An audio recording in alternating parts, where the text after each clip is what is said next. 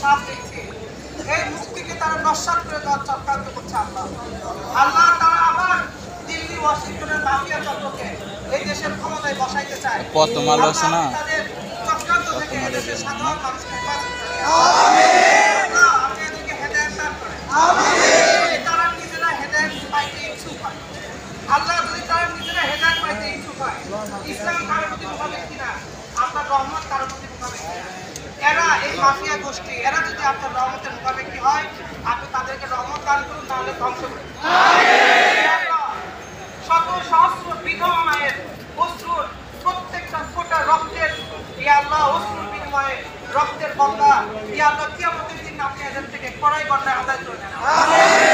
আল্লাহ, হয় তারা তওবা করবে, তারা জাতির সামনে তওবা করবে, তারা ক্ষমা প্রার্থনা করবে, আপনার কাছে তওবা করবে, আপনার কাছে ক্ষমা প্রার্থনা করবে, তাহলে ইয়া আল্লাহ আমরা এদেরকে কোনোভাবে ক্ষমা করতে পারি।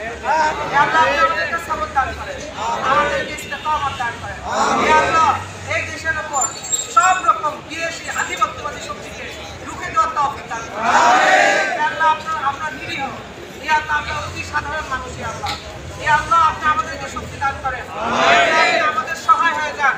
ইয়া আল্লাহ, আপনি আমাদের সবচাইতে বড় শত্রু। ইয়া আল্লাহ, আল্লাহ, এই দেশে 18 কোটি মুসলিম বসবাস করেন। ইয়া আল্লাহ, ইয়া আল্লাহ, এই মুসলিমদের এই দেশের যদি কিছু হয়, আমাদের স্বাধীনতা সার্বভৌমত্ব যদি বিনষ্ট হয়, ইয়া আল্লাহ, 18 কোটি মুসলিমের, ইয়া আল্লাহ, 18 কোটি মানুষের জীবন, ইজ্জত, সম্মান সবকিছু হুমকির মধ্যে পড়ে যাবে। ইয়া আল্লাহ, ইয়া আল্লাহ, আপনি আমাদেরকে হেফাজত করুন। ইয়া আল্লাহ, এই স্বাধীনতার মূল্য বোঝার তৌফিক দেন এবং স্বাধীনতাকে হেফাজত করার তৌফিক দান করেন। ইয়া আল্লাহ, সব রকম ষড়যন্ত্রকে নস্যাৎ করে দিন। ইয়া আল্লাহ, রব্বানা তাকাব্বাল মিন্না ইন্নাকা আনতাস সামিউল আলিম ওয়া তুব আলাইনা ইন্নাকা আনতাত তাওয়াবুর রহিম ওয়ারহামনা মা'আ রাহমাতিকা ইয়া আরহামার রাহিমিন।